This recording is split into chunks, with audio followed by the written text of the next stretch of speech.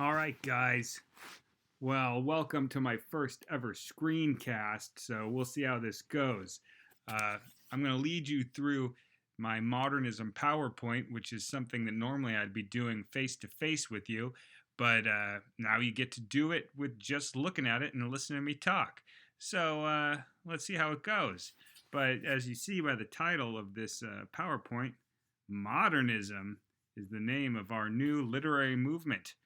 And I have some pictures here that kind of show different things about modernism. You'll see them show up in the rest of the PowerPoint. So, keep an eye out for them and you can go, hey, I remember that. So, this quote at the bottom here, you are a lost generation, that's from the writer Gertrude Stein saying it to the writer Ernest Hemingway. And so you'll see that pop up again in the rest of the presentation. So there's some little teasers for you. So let's continue going.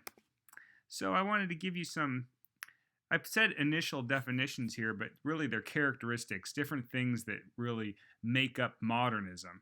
So this is a specific writing movement that took place after World War I.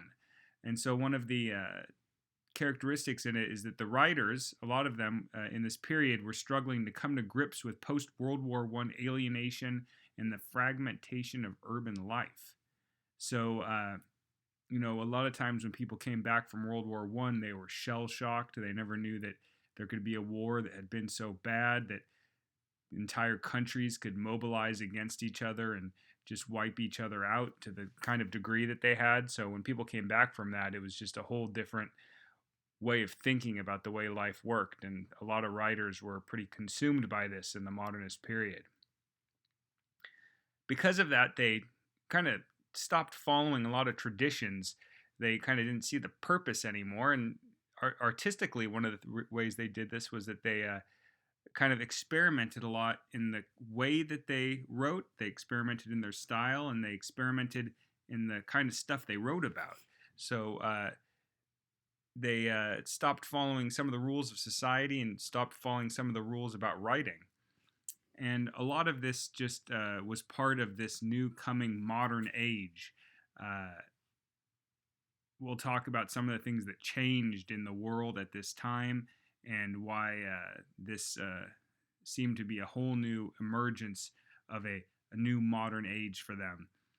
And finally, we won't see that it's an extremely happy literary movement, although there'll be a lot of fun things to read about, things like stuff that happens in Ernest Hemingway stories or in The Great Gatsby.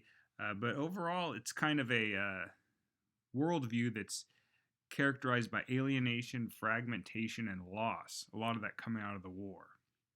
Well, let's continue. I want you to look at this quote up at the top of the screen. This is from the president, Woodrow Wilson, in 1913, and he has a famous quote where he says, "That singular fact is that nothing is done in this country as it was done 20 years ago." If you just take a look at some of the stuff that we have pictures of, we have cars, we have an airplane. These are things that had become part of modern life, but 20 years ago, they hadn't even existed. People didn't know what a car was, what a plane was. And that's the same thing about a radio, movies, the telephone. These are things that we take, of course, for granted today.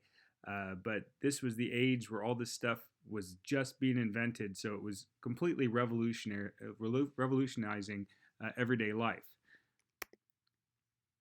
There's some other parts about the modern age that kind of defined the era.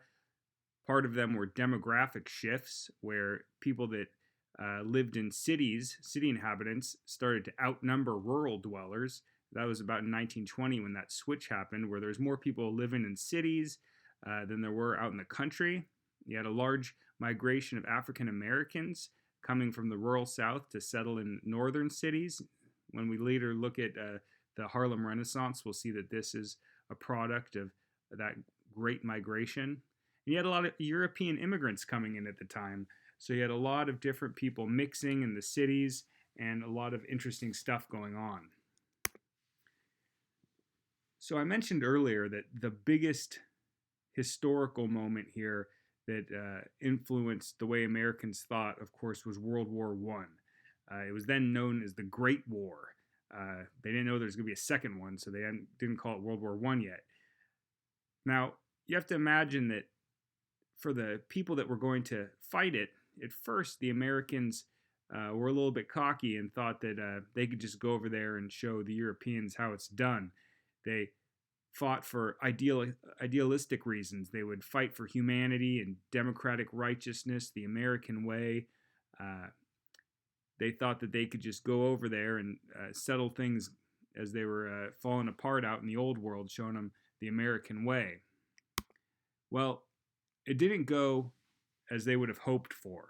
The U.S. And its allies emerged victorious from the war, but it was such a bloody and damaging war that it really took its toll on anyone that was a part of it, including any American soldiers that had gone over there to fight. There were, I believe I'm correct in saying, battles where just one battle had more people die than the entire American Civil War in total. So these were just levels of carnage they had never seen before. And this led to one of the defining attitudes of the modernist era, disillusionment. Now, if you look at that word disillusionment, we see that word illusion in there. People had ways that they thought the world worked, but when they saw the horrors that mankind was capable of, it's like this previous illusion of goodness in the world had been ripped away from them, and they were experiencing the disillusionment of reality. And so you'll see a lot of people that just don't care anymore, that don't think there's anything worth believing in because they'd seen really the depths that humanity could go down to when they saw the destruction of this war. Now, this is kind of what's going on in this famous quote that I had as an epigraph at the beginning of this presentation, where Gertrude Stein said to Ernest Hemingway, "All of you young people who served in the war, you're a lost generation. You have no respect for anything.